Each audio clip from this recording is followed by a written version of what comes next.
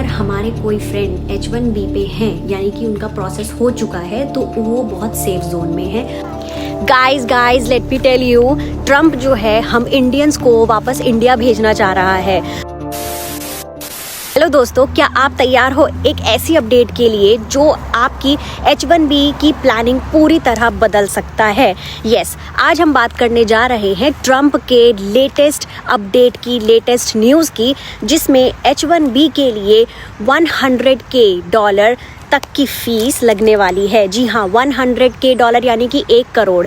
अगर आप H1B की सोच रहे हैं या ऑलरेडी आप H1B पे हो, तो ये वीडियो आपके लिए है और इस वीडियो को पूरा एंड तक ज़रूर देखिएगा। मेरे चैनल को लाइक, शेयर एंड सब्सक्राइब करना मत भूलिएगा। मैं जानती हूँ कितने लोग हैं जो अमेरिका के सपने के लिए दिन रात मेहनत कर रहे हैं, कितनी फैमिलीज़ हैं जो छोटे से छोटे चांस पे एक होप बनाए रखते हैं, और जब कोई ऐसे रूल आ जाते हैं तो उन सपनों पे सवाल उठ जाता है। तो इसलिए आज हम स्टेप बाय स्टेप देखेंगे क्या नया है, कैसे अफेक्ट करेगा और जो ऑप्शंस हैं उनको हम कैसे हैंडल करें। जैसा कि हमको एग्जैक्ट पॉपुलेशन नहीं पता यूएस में कि कितने इंडियंस हैं, बट ऑलमोस्ट अगर हमने, जैसे मैंने रिसर्च करी है, तो यहाँ पर ऑलमोस्ट 50 लाख से ज़्यादा पॉपुलेशन है यहाँ पर इंडियंस की। और अगर हम H1B वीज़ा होल्डर्स की बात करें तो वो है 7,30,000 से ज़्यादा लोग। मैंने आपको ये एग्जैक्ट फिगर्स तो नहीं बताया है क्योंकि मैं भी इसमें श्योर नहीं हूँ, and to be very honest मैंने ये जब रिसर्च किया तो उसमें यही नंबर्स सामने आए हैं। रुको जरा, सब्र करो। बट दोस्तों, ये इन्फॉर्मेशन आगे बताने से पहले मैं आपको एक अपडेट और देना चाहती हूँ। फ्राइडे को जो न्यूज़ आई थी वो ये थी कि जितने भी H1B होल्डर्स हैं यहाँ पर USA में, उन सबको $100K देने पड़ेंगे पर ईयर, यानी कि 1 करोड़ रुपए जो उनकी कंपनी है उनको देना पड़ेगा पर पर्सन पर ईयर।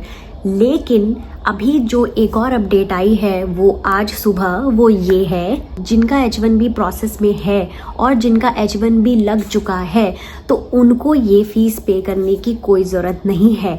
लेकिन जो बुरा असर पड़ा है वो ये पड़ा है कि जो अब H1B करवाना चाह रहे हैं, यानी कि जो H1B लगवाना चाह रहे हैं, उनको उनकी कंपनी $100K पर ईयर पर पर्सन देगी, जो कि 1 करोड़ बैठेगा। तो आई डोंट थिंक सो कि ऐसी बहुत कम कंपनीज होगी जो इतना खर्चा करेगी, वो भी एक एम्प्लॉय पे, और वो भी पर ईयर। बहुत अच्छी कंपनीज हो वो पे कर सकती हैं, बट उनके भी कोई ऐसे चांसेस नहीं है। तो यानी कि जो अभी H1B वीज़ा लगवाने जा रहे हैं तो अब वो ना लगवाएं। और ये भी बताया गया है कि अगर कोई भी पर्सन H1B का प्रोसेस करवाना चाह रहा है नेक्स्ट ईयर, उसकी सैलरी में से 20,000 रुपए काट दिए जाएंगे। सो ये सब चीज़ें अभी चेंजेस आए हैं। तो चलिए आगे बढ़ते हैं, क्या क्या चीज़ें हैं, क्या चीज़ ऐसा क्यों किया है ट्रम्प ने, क्या साइड इफेक्ट हैं H1B वालों के लिए। तो चलिए देखते हैं। मैं भी समझ सकती हूँ कि H1B सिर्फ एक वीज़ा नहीं होता है, ये एक ड्रीम होता है। बचपन से सुना होगा अमेरिका जाओ, वहाँ सेटल हो जाओ, अच्छी जॉब है, अच्छा पे मिलेगा।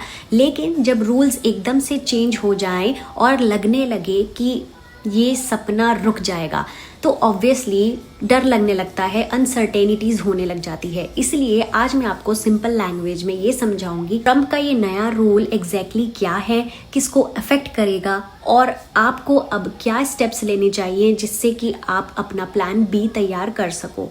तो सबसे पहले हम बात करते हैं कि ये जो नया रूल है ये क्या है।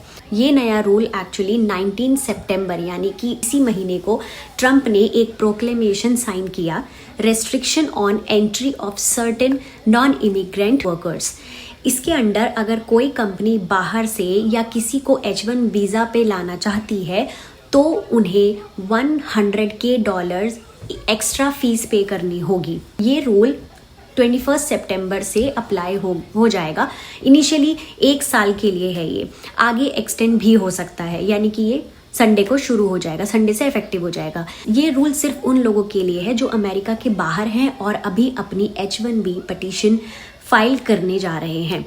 अगर आप ऑलरेडी H1B अमेरिका में काम कर रहे हो तो आपको कोई टेंशन लेने की ज़रूरत नहीं है, आप पे ये रूल अप्लाई नहीं होता है क्योंकि आप कर चुके हो। और हाँ, ये 1 टाइम फीस है, यानी कि हर साल हर पर्सन को ये फीस देनी पड़ेगी। डिपेंड करता है कि अगर आपका एम्प्लॉयर आपके लिए ये अफोर्ड कर सकता है तो वो बिल्कुल देगा। तो चलिए अब हम बात करते हैं कि किन लोगों पे ये अफेक्ट होगा। जो लोग जो अभी इंडिया में हैं और H1B के लिए अप्लाई करने वाले हैं, जो नए एप्लीकेंट्स हैं और अभी तक फाइल नहीं किया है, छोटी कंपनीज या इंडियन कंसल्टिंग फर्म्स जिनके लिए $100K देना मुश्किल होगा, उन लोगों पे ये अफेक्ट होगा। और जिन लोगों पे ये अफेक्ट नहीं होगा वो हैं जो ऑलरेडी H1B वीज़ा पे अमेरिका में काम कर रहे हैं, जिनकी पिटिशन ऑलरेडी फाइल हो चुकी है या फिर अप्रूव हो गई है, यानी कि I-140 अप्रूव हो गया है। जो स्टेटस चेंज या एक्सटेंशन ले रहे हैं उनके लिए ये फीस बिल्कुल भी अप्लाई नहीं होगी। लेकिन यहाँ पर एक छोटी सी प्रॉब्लम है, अगर आप अमेरिका से बाहर गए हो और दोबारा एंट्री लेने की कोशिश करते हो तो उस टाइम पे ये रूल आपको हल्का सा टच कर सकता है। तो इसीलिए आप भी इस चीज़ में बने रहना, इस चीज़ पे अपडेट लेते रहना और चेक करते रहना। तो अब ये देखते हैं कि ट्रंप ने ऐसा क्यों किया है। ट्रंप का कहना है कि H1B वीज़ा का मिसयूज़ हो रहा था, कंपनीज फॉरेन वर्कर्स को कम सैलरी पे हायर कर रही थी और अमेरिकन वर्कर्स को साइड कर रही थी। 1 करोड़ रुपए की जो फीस है उससे सिर्फ वही कंपनीज हायर करेंगी जो जेन्युइनली हाई स्किल्ड या हाई पेइंग रोल्स के लिए फॉरेन वर्कर्स को लाना चाहती है। इसके साथ ट्रंप ने एक और हिंट दी है कि H1B वर्कर्स को अब प्रिवेलिंग वेज लेवल के हिसाब से ज़्यादा सैलरी देनी होगी।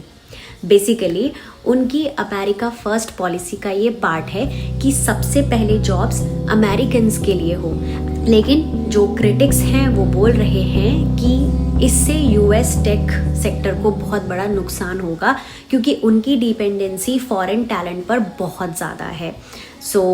हो भी सकता है क्योंकि जो स्किल्ड वर्कर्स इंडिया से ला रहे हो और वो चले जाएंगे तो कुछ चीज़ें ऐसी हो सकती हैं जो इफ़ेक्ट कर सकता है। तो अब हमें ये देखना है कि हम क्या कर सकते हैं। तो अगर आप ये सोच रहे हो कि अब आपको क्या करना चाहिए, तो कुछ ऐसे स्टेप्स हैं जो शायद हेल्प कर सके। आप जल्दी फाइल करें। अगर आपकी कंपनी रेडी है तो जितना जल्दी हो सके आप पिटीशन फाइल कर सकते हो।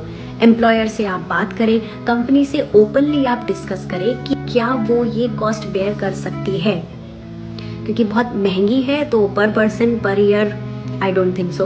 एक्सपेक्टेशंस एक्सप्लोर करें। कुछ केसेस में गवर्नमेंट के बेसिस पे एक्सेप्शंस देंगी। आपको इमिग्रेशन अटॉर्नी से चेक करना चाहिए कि आपका केस उसमें फॉल करता है या नहीं। ऑल्टरनेट वीज़ा ऑप्शंस हैं जैसे O1 यानी कि extra ordinary ability, L1 intra company transfer या direct green card filing. Backup plan आप अपना ज़रूर रखिए, अपडेटेड रहो। ये एक एग्जीक्यूटिव एक्शन है, मतलब कोर्ट्स में चैलेंज हो सकता है, पॉलिसी चेंज या रिवर्स भी हो सकती है। इसलिए न्यूज़ और ऑफिशियल वेबसाइट आप रेगुलर चेक करते रहो, क्योंकि अभी सिर्फ ये अफेक्ट हुआ है। 6 महीने बाद देखते हैं इसमें क्या चेंजेस आएंगे। कुछ पॉसिबल चैलेंजेस ये भी हो सकते हैं। हर नई पॉलिसी के साथ कंट्रोवर्सीज होती हैं, ये भी उससे अलग नहीं है। बहुत एक्सपर्ट्स ये भी कह रहे हैं कि ये रूल लीगल चैलेंज फेस करेगा, क्योंकि वीज़ा रेगुलेशंस कांग्रेस के थ्रू आती है और प्रेसिडेंट के पास लिमिटेड पावर्स होती है। टेक कंपनीज ऑलरेडी प्रेशर डाल रही है कि इस रूल से उनकी टैलेंट पाइपलाइन ब्रेक हो जाएगी। अगर US कंपनीज फॉरेन वर्कर्स को नहीं ला पाएंगी तो वो काम फिर ऑफशोर से करेंगे, यानी कि इंडिया में ही करवाएंगे। और सबसे बड़ा इम्पैक्ट स्टूडेंट्स और फ्रेश ग्रेजुएट्स पे होगा जो अमेरिका में सेटल होने का प्लान कर रहे हैं। अगर आप ऑलरेडी H1 पे हो तो अभी आप बिल्कुल सेफ हो, लेकिन जो अभी अप्लाई करने वाले थे तो उनकी सिचुएशन थोड़ी सी टफ हो गई है। मैं आपको यही एडवाइस करूंगी कि आप इन्फॉर्म्ड रहो, ऑल्टरनेट ऑप्शंस एक्सप्लोर करो और पैनिक मत होना। Be ready.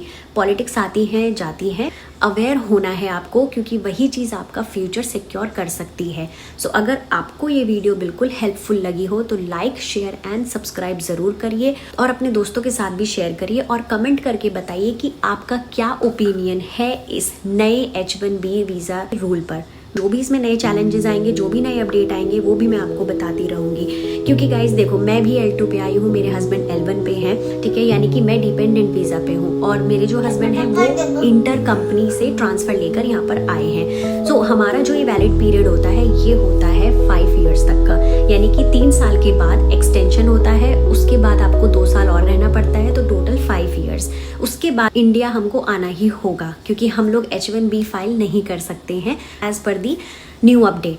अगर हमारे कोई फ्रेंड H1B पे हैं यानी कि उनका प्रोसेस हो चुका है तो वो बहुत सेफ जोन में है, और जिनका I-140 अप्रूव हो चुका है वो भी सेफ जोन में है। तो यानी कि अगर हम फ्यूचर में H1B लगवाएंगे तो हमारा नहीं लगेगा और हमको इंडिया वापस आना ही पड़ेगा। सो ये थी आज की पूरी न्यूज़ एंड ये था आज का पूरा अपडेट जो अभी कल में और आज में बहुत फ़र्क है। सो गाइज, आप बने रहना मेरे साथ इस चैनल पे एंड मेरे चैनल को लाइक शेयर एंड सब्सक्राइब ज़रूर करते रहना, और मैं मिलती हूँ आपसे नेक्स्ट व्लॉग में। तब तक के लिए स्वस्थ रहिए, खुश रहिए, मस्त रहिए एंड अपना ध्यान रखिए। Bye bye.